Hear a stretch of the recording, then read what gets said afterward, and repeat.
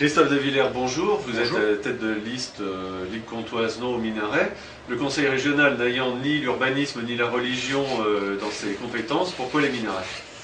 C'est un très bon produit d'appel pour nous, qui nous permet à la fois de pallier notre manque de notoriété, puisque nous ne sommes pas spécialement connus, et qui nous permet également de démontrer que dans cette élection, nous sommes réellement les seuls à avoir la volonté claire et affichée de rendre la parole au peuple, notamment sur des sujets de société importants, comme la place de l'islam, effectivement, dans la société française. Donc vous utilisez le scrutin pour vous faire connaître d'une part, et puis pour développer des idées plus générales que celles relevant directement du conseil régional. On est là aussi, et surtout pour parler des compétences du conseil régional. Nous allons axer notre campagne sur 3 thèmes principaux: l'identité, qui découlera donc de notre slogan choc, de l'emploi et de la sécurité. La sécurité dans les lycées, la sécurité dans les TER et la sécurité environnementale.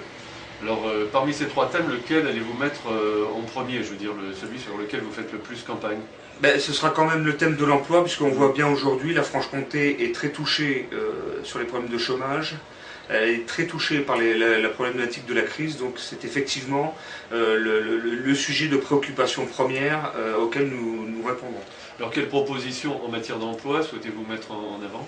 Nous, face à la mondialisation qui détruit nos emplois depuis une 30aine d'années, nous voudrions effectivement que le conseil régional travaille à ce que l'on appelle la relocalisation des emplois. On voudrait en plus que les charges des entreprises baissent, de façon à ce que des pôles d'attractivité soient mis en place pour attirer à nouveau les entreprises en Franche-Comté. Et nous souhaiterions également donner un bon coup de pouce à d'autres filières qui pourraient être à terme génératrices d'emplois, comme notamment l'agriculture biologique. Aujourd'hui, la Franche-Comté occupe la 3e place derrière la PACA et je ne sais plus quelle autre région. Nous avons pour ambition d'encourager de nouvelles filières et pourquoi pas de faire de la Franche-Comté la première région productrice de bio en France.